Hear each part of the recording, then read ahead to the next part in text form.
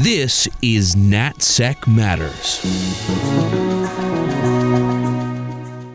I'm host Michael Allen with Beacon Global Strategies. Today on NatSec Matters, I'm joined by David Shedd, former acting director of the Defense Intelligence Agency, and Andrew Badger, a strategic advisor on corporate risk and a former intelligence officer. We begin with breaking developments on recent U.S. military action in the Caribbean, especially whether the Trump administration is contemplating military force against Venezuela. Then we'll shift to their new book, The Great Heist, China's epic campaign to steal America's secrets, where they explore how the Chinese Communist Party has orchestrated a sweeping campaign to exfiltrate American intellectual property, technology, and data. Stay with us as we speak with David Shedd and Andrew Badger.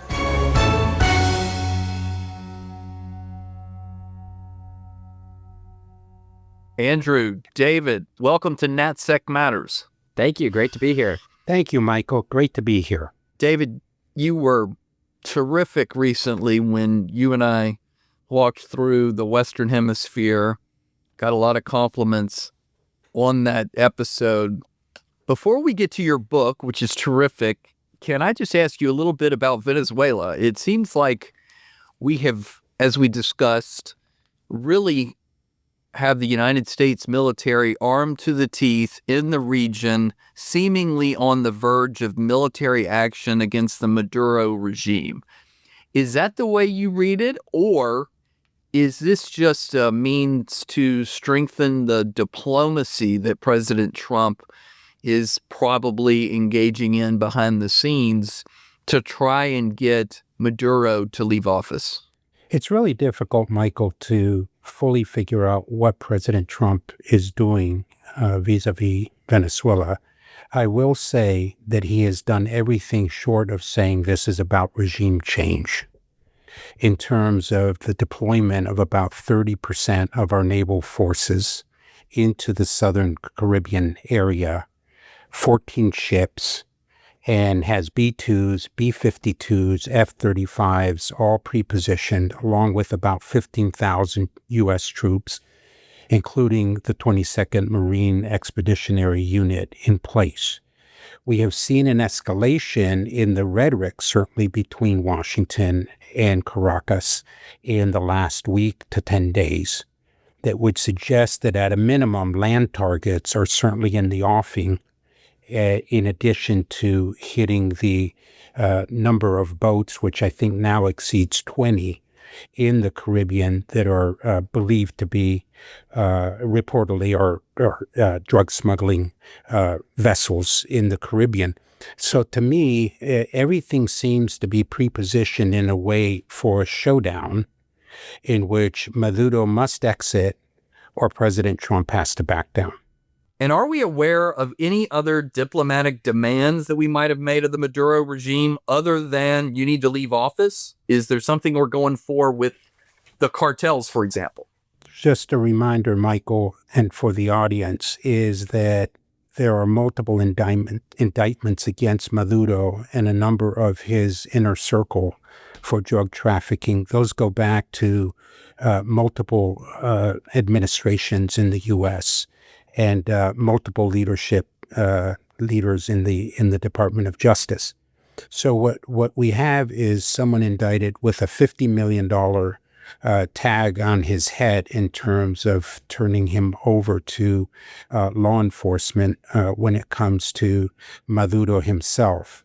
In terms of any offers, I don't know of any back-channel offers, but I would not be surprised if there are conversations with the likes of the president of Brazil, Lula, or Erdogan in Turkey to offer some version of a resettlement for Maduro. But let me just underscore, it won't be enough just for Maduro to leave. The whole entire inner circle, I would put that at 10 to 15 of his cronies, of the cabal, I would call them, in Caracas, needs to depart. And then would the opposition figures ascend to the leadership of the country, or how do you see it going after military action? Well, Edmundo Gonzalez, who's in exile in Spain currently, he is the presumptive victor in the elections last July of 2024, and he would return alongside Marina Corina Machado, who would be obviously in the leadership along with Juan Guaido and others. I think the opposition is prepared to return to Caracas, but they would have to return only once there's guarantees for both their physical security as well as a real change in regime that is that has the international backing from Latin America, the Europeans, and most importantly from Washington. David, I won't hold you to this, but what is your confidence level that if Maduro can't satisfy President Trump that he's leaving office very soon, what's your confidence level that the United States military will hit targets inside of Venezuela very soon? I put that at about 80%. My supposition is that those targeting packages are ready. The Cartel of the Sun, or the Cartel de los Soles, along with other narco-trafficking organizations within Venezuela, would be easy targets in terms of hitting them. I think a different angle to your question, though, Michael, is what difference does it make to Maduro and his cabal in Caracas? That's a harder question to answer because if there is no direct hit on the Miraflores, their version of a White House in Caracas, or in any way hitting the leadership of the Maduro regime, I think they might decide to try and wait it out. All right. Well, these are momentous times, and I know that President Trump is taking the threat from the drug cartels very, very seriously. So we'll have to come back to you soon to digest whatever it is about to happen. But David, the reason we had you on, and I also want to welcome your co-author, Andrew Badger, is to discuss a brand new book that both of you have published called The Great Heist. It's about China's campaign to steal America's secrets.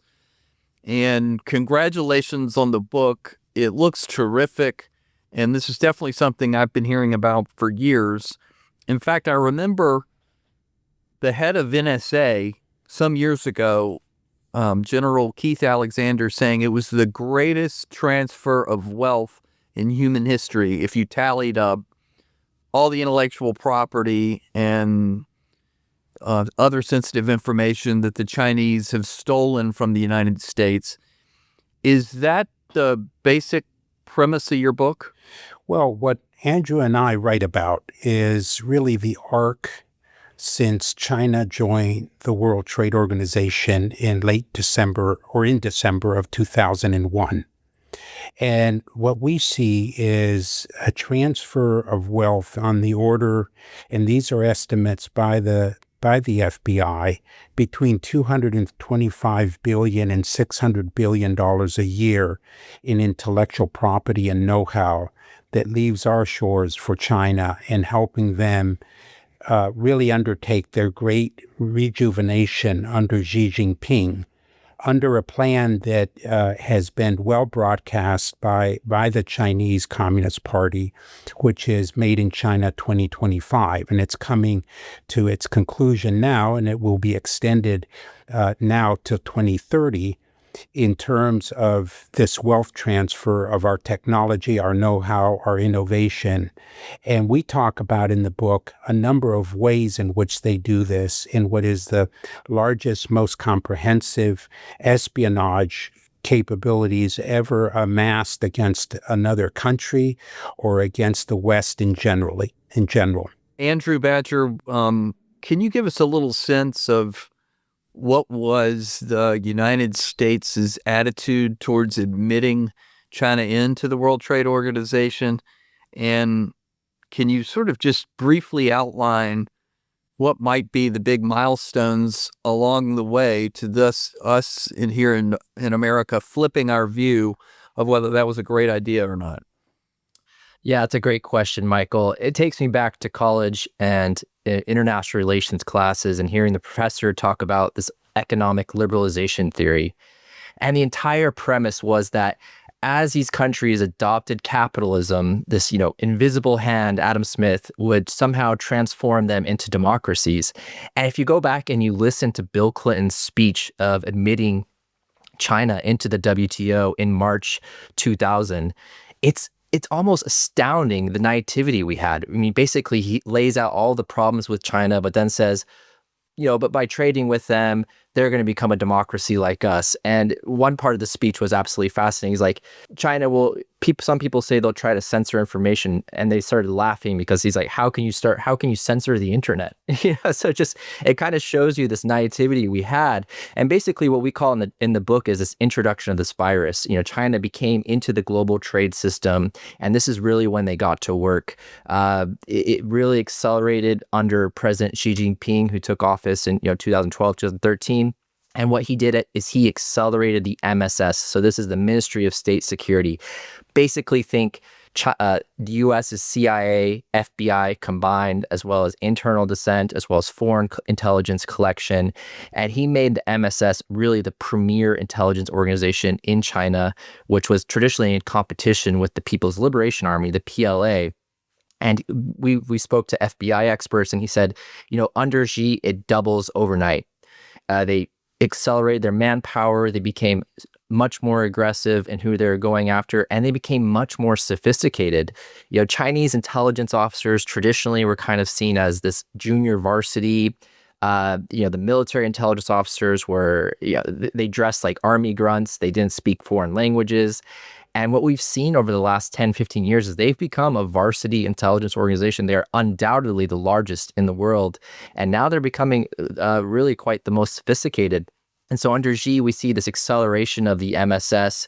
And Xi has this motivation, like David mentioned. He wants to achieve this rejuvenation of the Chinese nation. It's almost kind of like President Trump's Make America Great Again. It's this whole, national rejuvenation.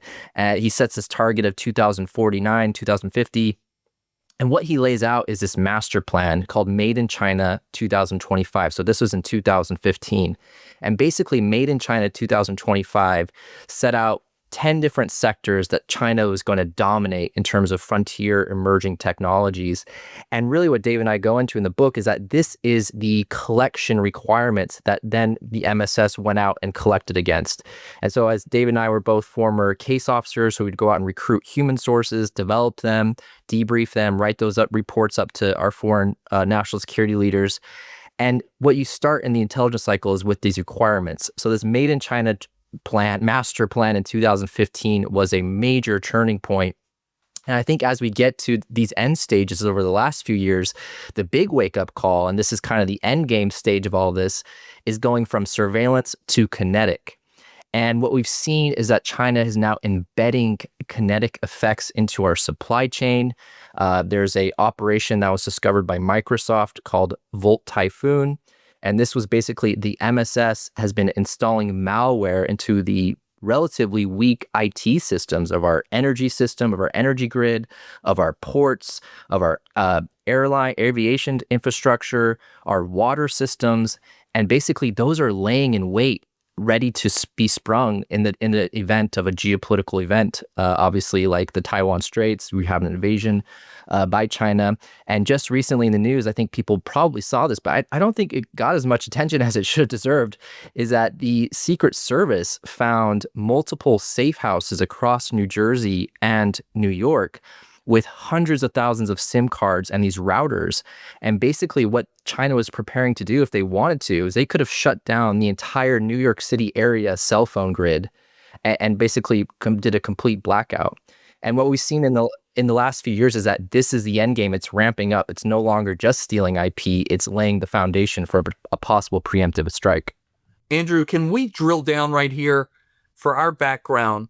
Tell us a little bit more about the Chinese SIM cards that were being stored around New York City. I've seen some of the newspaper articles, but it'd be helpful if you break it down for us and tell us exactly what the theories are of what the Chinese might have been able to do here in the United States.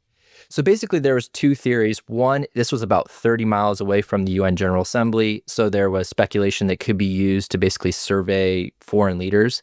But the more likely theory is that these are basically SIM card farms, or basically it's almost a service of denial attack where they could send, I think, 3 million text messages a minute and basically just flood the zone and shut down the entire cell phone system in the New York area. And this kind of goes back to one of our key points in David Knights' book, is that the threat we're seeing from Chinese espionage is truly unprecedented in terms of their scale, in terms of their aggressive behavior. Here in the UK, where I'm based, they're bombarded with LinkedIn requests. The UK Parliament just came out with a report saying, these LinkedIn profiles are bombarding members of parliament to try to recruit them as quote unquote consultants, which are basically, spying for the Chinese government. And so this threat, what we're seeing, is truly unprecedented in history. David, of course, we've heard a lot about the cyber theft coming out of China, but it's broader, isn't it? The industrial espionage, the way that they have engaged U.S. subsidiaries for forced technology transfer, and they've used front companies and even agents here in the United States that embed themselves inside of American companies. So do I have that right? And if I do, could you elaborate on it? You have it exactly right, Michael. Look, what Xi Jinping has done under Made in China 2025 is launch a whole of society approach to intelligence collection. He's done this in a very cagey way, in that they passed the National Intelligence Law of 2017 that requires every Chinese citizen in China and abroad to assist the Chinese Communist Party if called upon. But it doesn't stop there. It includes all companies associated with the Chinese government. In other words, ByteDance, which of course owns a big portion of our internet outreach and all of that, is in fact with TikTok able to require, in fact, Chinese citizens to support them, but also the companies. The whole of society approach is one in which we have never seen before. In other words, what they do is call upon their citizens, and Andrew was referring to this in terms of the SIM cards, and even though we may not be clear exactly how they were going to be used, they are established there. We now know that the Ministry of State Security that Andrew talked about is upwards of 300,000 members who are able to tap into the Chinese citizens around the globe, as well as inside China, to cooperate with the CCP. So this is really a major change, and it goes along with the cybersecurity law of 2016, in which they control the data that leaves China in terms of foreign investors and what that data can be used for. And so in other words, Michael, you have a very ubiquitous, constant, profound expansion of intelligence capabilities under Xi Jinping and Made in China 2025. And that's what the book really gets into, with details of a number of cases that reflect that. So, Andrew, you mentioned the 10 sectors, the frontier technology, and it's, I assume, a lot of AI, probably quantum. Could you sort of give us a brief overview of the 10 areas of Made in China 2025, and are there any that we know of that the Chinese have overtaken us in because they stole the information from us? Yeah, that's a great question, Michael. So basically, it's a roadmap for all the major emerging technologies. So like you said, artificial intelligence, aerospace is a huge one. Another big one we go into is electronic vehicles. And so we go into great depth and this detail about Tesla and the story of Tesla going from the EV behemoth in the world to being surpassed by BYD, which is China's major EV company. And so Tesla was basically bombarded by multiple Chinese insider threats. We go into a story about one engineer who stole what Elon Musk called their $1 billion thumb drive, which was their autopilot code for how their self-driving cars could drive. We talk about how he's able to smuggle that information out, how he was caught, and how Tesla wasn't able even to really prosecute this employee because they didn't have the right policies in place. We go into the hubris that we touch upon, and this kind of goes back, Michael, to your original point about how did America let this happen? And there was just kind of this hubris we've had that China is still this agrarian third world power that can't really compete with us. And we saw that reflected in Elon Musk's approach to China. And basically, they were setting up a factory. They were the first major U.S. company to set up a factory in China in terms of EV batteries, et cetera. And his kind of internal security team was warning him, hey, anything you put on the ground there is going to be stolen, et cetera. And he said, don't worry, we can innovate faster than these guys. It doesn't matter. And that kind of reflected, again, this overconfidence, which allowed China to really penetrate our systems. Tesla was then subject to multiple other insider threat cases where their battery technology was stolen, and FBI agents had to arrest these employees in Las Vegas. And then we go through how it's a perfect encapsulation of our argument, which is basically that China's rise, one of the key factors in how fast it's risen, is through this industrial espionage. And what's most amazing about it is that one of the key investors into BYD was none other than Warren Buffett. And, it again goes into this greed and how, US, these titans of American capitalism really just saw China as this huge market, and we're willing to take these risks. We're willing to have their IP stolen. And if we play that full circle, where is Tesla now? It's being beaten, it's being out-innovated by China, which has become the EV global market. I mean, here in Europe, it's a huge threat to its own auto industry because China can basically dump all these vehicles below market price and flood out any sort of competition. So we're seeing what, again, goes back to our main thesis of our book, is that these espionage cases, you see them in the Wall Street Journal, you kind of, everyone kind of knows this is an issue. But when you step back and you really look at that cumulative effect and you have that perspective, when you zoom out and you see that this has been a key driver for how China's been able to go from this agrarian third world power to now a superpower, which is leading in a lot of these emerging technologies. And one final fact point on this, metric of success is that China now files more advanced patents than the United States. They also, an Australian think tank called ASPI has developed an emerging technologies tracker. China leads 37 of the 44 technologies that they're tracking, which they have, analyzed to be the key deciders of future power. And so it goes to this point of, China has set this plan. They set Made in China 2025. They identified the critical technologies that they needed, and they went after them with every tool in their kit, from cyber attacks to human insider threats to lawfare to forced IP transfers. It didn't really matter how they got there. All that mattered was that they stole the information and that it benefited China. So, Andrew, talk a little bit about whether the United States has learned its lesson, or are we doing more to defend ourselves now? Because a lot of our national leaders have been out there talking about, at least about cyber theft for at least a decade. Are we making any progress either in the private sector or in the government to sort of thwart China's aims? Look, I think we've definitely made progress in attention and awareness to the threat. But I will cite 2 or 3 major issues. And this is what I kind of call the 4 horsemen of how China was able to take advantage of American weakness. First was what we talked about with this greed and this hubris and this distraction. I mean, one thing David can definitely talk about is that the United States, we were distracted by this global war on terror for 20 years. The idea of great power competition was really pushed to the back room. I remember being in university and people asking about that, and it was all about the global war on terrorism. And that really provided China the cover to rise and really become a serious threat. Another key, one of these kind of 4 horsemen, was what I call political correctness. So in 2018, under the Trump administration, the DOJ, Department of Justice, set up a task force called the China Initiative. And basically this was saying, look, we're going to identify this as a serious problem. We're going to wrangle and marshal all of our resources to go after this China threat. And we spoke to a few former DOJ officials who were part of that. And they mentioned this was really quite important because the field agents, they kind of go after, what's the priority being set in Washington, right? They were kind of soft to January 6th when that was the big issue. They all went after that. This, having these task force were quite important for setting the strategic priorities, which then were how resources were allocated.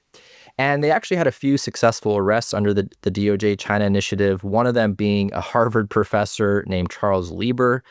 Fascinating. I mean, Charles Lieber was the head of basically the chemistry department at Harvard. He was a world expert in nanotechnology, which by no means I can explain to you, but basically, very small particles, which are critical for all types of materials, definitely defense applications, battery applications, etc. And he was recruited under one of these talent programs called the 1,000 Talents Program. And basically China said, set out this program where we're going to recruit all the best foreign talent in the world and we're going to bring them back to China. And Professor Lieber basically didn't tell Harvard. He went back to China, set up a competing university program. He eventually was caught under this China initiative and prosecuted for, I think, basically kind of lying about his involvement. But this is where it gets really interesting, Michael. The Biden administration shut down the China initiative. And it was basically due to political correctness. They felt, it was unfairly targeting Chinese nationals. We spoke with a very senior official who was actually involved with the program. That letter review, they found no trace whatsoever of any type of discrimination. But we shut down this major program, which was defending critical technologies of the United States because, we were worried about political correctness, which is just quite fascinating. Another key issue, this kind of third horseman, is this public-private divide. So that the government and the private industry in the U.S., we have this kind of sacrosanct boundary between these two spheres. In China, like David mentioned, it's whole of society. There's one unified effort. And this is really an obstacle for us. It's very much almost a handicap because the government can kind of set cybersecurity standards. But, if an AI tech startup, they're worried about the bottom line. They're worried about hitting the shareholder numbers and, they might overlook some things and boom, their IP gets stolen and China benefits from that. And so, that's a huge obstacle. And then finally, the last horseman, which is quite incredible again, is this dependency. China's embedded themselves so much into our systems that we're so dependent on them. We can't really break free. Two quick anecdotes. One was China. A lot of our critical strategic ports across the country have been using cranes from a Chinese company. I believe it's called ZMRC.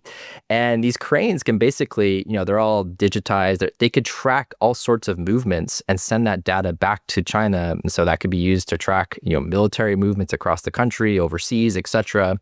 And so basically a few years ago, we had to undertake this huge initiative to try to remove all these cranes. And then one final thing, which I think is quite remarkable, in July, I believe it was ProPublica discovered that the Pentagon and their cloud service systems were basically using these kind of Chinese engineers that would come through and help kind of troubleshoot and perform kind of cloud IT maintenance into the Pentagon systems, which is quite incredible. And Secretary Hegseth, to his credit, shut that down immediately when it was discovered. He kind of again cited that going back to the Obama era. But it shows that, we've come a long way, but we still haven't really come to grasp with how dangerous of a threat this is. And this actually lays out, maybe David, you could talk about this, but at the end of the book, we identify a 7-point plan called the Counter Heist, which really fundamentally starts with, we need to reconceptualize economic security as national security. Fascinating. I think there's a lot in here that government policy people ought to pay attention to. We're going to take a quick break and we'll be right back with more of our discussion with David Shedd and Andrew Badger. Beacon Global Strategies is the premier national security advisory firm. Beacon works side by side with leading companies to help them understand national security policy, geopolitical risk, global technology policy, and federal procurement trends. Beacon's insight gives business leaders the decision advantage. Founded in 2013, Beacon develops and supports the execution of bespoke strategies to mitigate business risk, drive growth, and navigate a complex geopolitical environment. With a bipartisan team and decades of experience, Beacon provides a global perspective to help clients tackle their toughest challenges. David, when I worked up on the Hill, we made a big deal about Huawei and ZTE. And of course, that was, 2011, 2012. But your book discusses these episodes. I wonder if you might explain for the audience a little bit about what is the concern of the Chinese telecommunications giants and what they might be up to around the globe. Well, what we have in those telecommunication companies, Huawei, ZTE, and the likes, are companies that collaborate with the Chinese Communist Party. In other words, data that goes through them is collected and processed on behalf of the CCP.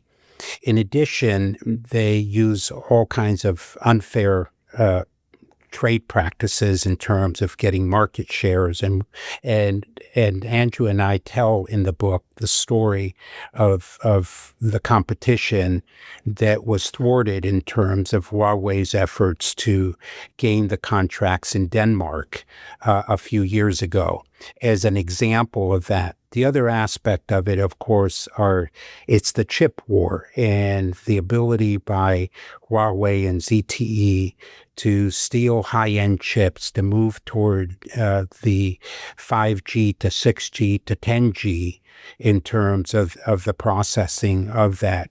And much like all the other 10 areas that Made in China 2025 is addressed by that plan, what we see is that China has met or exceeded its expectations with their telecommunications in terms of their global reach. And back to your earlier question, Michael, in terms of has the U.S. government picked up on this, certainly during the Trump administration 2016 to 2020, there was a concerted effort to try and get countries off of the Huawei networks precisely for that. And Andrew would know this firsthand in terms of that effort in the UK to get them off of it. Why? Because it's filled with backdoors for the collection of information. There is no respect of privacy when it comes to these telecommunication companies, and their growth is mammoth around the globe, particularly in Latin America and in Africa. And so we see them expanding their horizons in this area, and they will stop at nothing. Andrew, tell us a little bit about why certain European countries have been reluctant to ban Huawei inside of their countries. Are we just not making the case forcefully enough, or do they just not believe that the Chinese have anything to gain? I think Europe is starting to slowly wake up to the threat from China espionage, and there's been a slight move away from Huawei, but Europe is still far behind. They're kind of where the U.S. was maybe around 2015. Another huge challenge for Europe is their economic dependency on China. China is all about creating leverage. It's about creating this kind of implicit control over your economy, over your political systems. And because Europe is so dependent on China economically, it gives great power to the People's Republic of China and the CCP. One quick example of this was basically UK security services discovered that there was a British spy in the heart of the UK Parliament. This was called the China Research Group. Its director, this 30-year-old named Chris Cash, was basically a subsource for another British spy who was in China. And what they discovered is that this spy in China, named Chris Berry, he was allegedly, and this hasn't been proven in court, was providing information to an individual named Kai Chi, which is the chief of staff to President Xi Jinping. So basically funneling intel directly to the heart of the nerve center of Chinese power. And this alleged spy in the UK named Chris Cash, he was reporting on Taiwan matters. He was reporting on UK political dynamics. And basically, they laid out this entire case, and the Crown Prosecution Service at the last minute dropped the case. And this sent little shockwaves through the British media, the British foreign policy establishment. A few of the China hands that we interviewed for the book, who are experts and from the Secret Intelligence Service in the UK, were just flabbergasted. And it came down to the fact that the British were afraid this is quite remarkable. They were afraid to label China a threat, an enemy of the state, because to prosecute these individuals under their very antiquated Official Secrets Act, which was from literally 100 years ago, they had to meet this threat. If you stole secrets, it had to be, given to an enemy of the UK. And the British government was so afraid to label China an enemy that they dropped this entire case. So I think that gives you kind of a flavor of where Europe is in particular, that they are so afraid of China's economic power, this leverage over them. I mean, another quick example is the UK has remarkably allowed China to build its nuclear reactors, which gives them operational control over these reactors. They could potentially sabotage them. They could steal the IP. They could use this as cover for other intelligence operations. And so once China embeds themselves within your economic system, they have so much leverage over you. There's really little you can do, and Europe's finding they're paying the price for that. So as long as we're talking about the Brits and China, tell us a little bit about this effort of the Chinese to get approval from the British government for a super embassy, and what are the intelligence or counterintelligence problems that they ought to have with it? Right. And David, I'd love to hear your opinions on this as well. But basically, China is trying to build this mega embassy in the heart of London.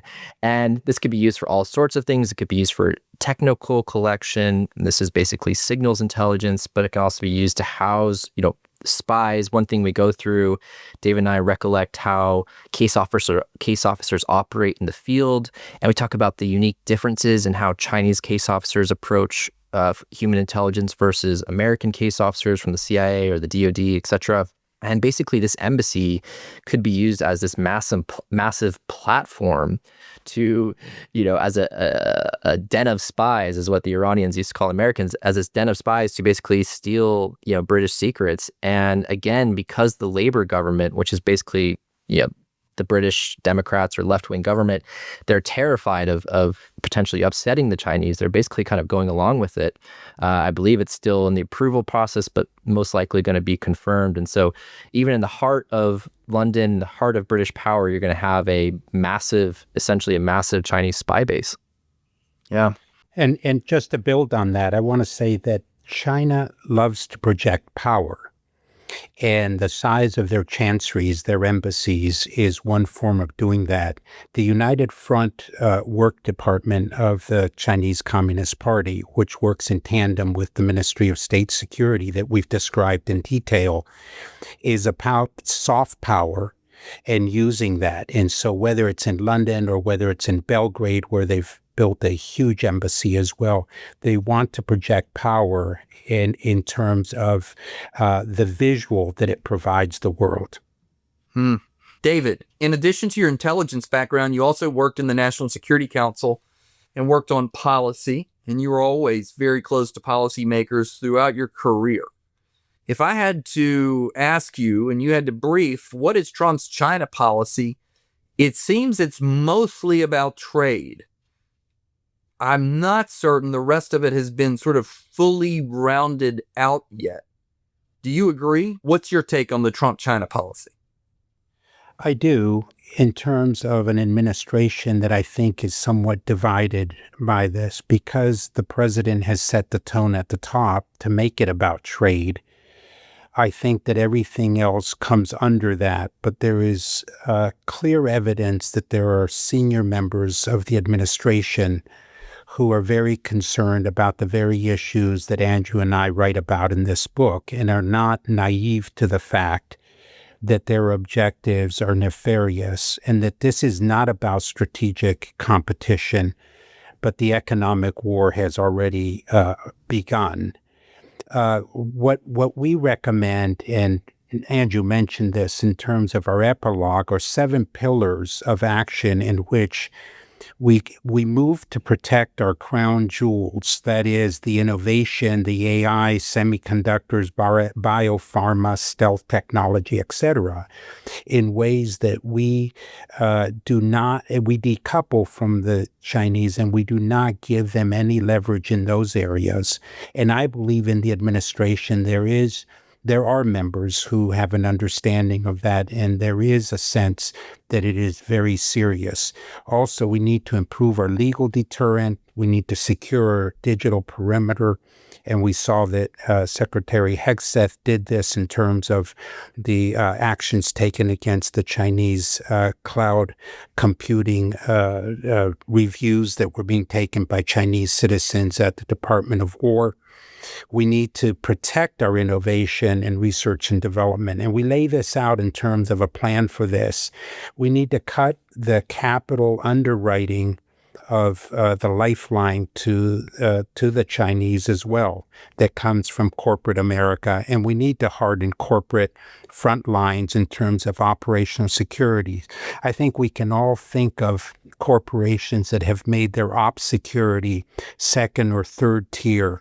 It needs to be moved into the C-suites in terms of the importance that it's given. And finally, we do make a very strong recommendation for creating, as we did in 1947, the National Security Council, an Economic Security Council focus on this that does go beyond the economic aspects of this global war that's already underway by China. Andrew, what do you think here? What would be a great outcome from your book? I'm glad you all have written it. The American government and American business leaders should read it. I love your 7 pillars of action, but what other policies might arise from the administration if senior officials really took to your book? Yeah, it's a great question, Michael. I think one, actually starting in the private sector, where companies need to adopt what we would call in the military or intelligence world an OPSEC mindset, operational security at the forefront. And, government SCIFs, these secure rooms for classified information, are no longer the front lines of IP theft or secret theft. These startup rooms, these lab rooms, the corporate C-suite, these are all now targets in this new 21st century form of espionage. So I definitely recommend that. Second, we need to update, like David mentioned, our legal laws. They're antiquated. They don't fit the definition of the new forms of espionage, which we again go through in the book about how China has basically redefined espionage, and we're decades behind in that. Third is, again, like David mentioned, creating this. We need to coordinate between the public and private sector more effectively. And we recommend embedding that an economic security council really in the heart of the White House to give it the attention and the priority it deserves. And this could send out alerts, it could send out updates, and not only have the heads of different departments from DOJ to the State Department to the IC, but also having private sector and academia. Again, another critical front, which we unfortunately didn't have time to talk about, which has been at the forefront of Chinese theft operations. But I think going back to really the most critical point is a matter of will. And we go through this in the book, but China, they view this as an existential struggle, a civilizational struggle with the United States. They only think about us. They wake up in the morning, they think about how to beat America. They go to bed at night, how to beat America. And we're just waking up to this fact. And if I would have had one big takeaway is that we need the will, the capital, the social capital to invest in this issue. And we need that sustained, focused commitment, because this is not going away overnight. It's not going to go away tomorrow.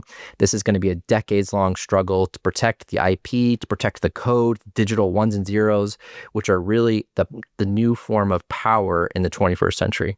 That's terrific. David Shedd, Andrew Badger, authors of The Great Heist, China's epic campaign to steal America's secrets. Thank you so much for joining NatSec Matters.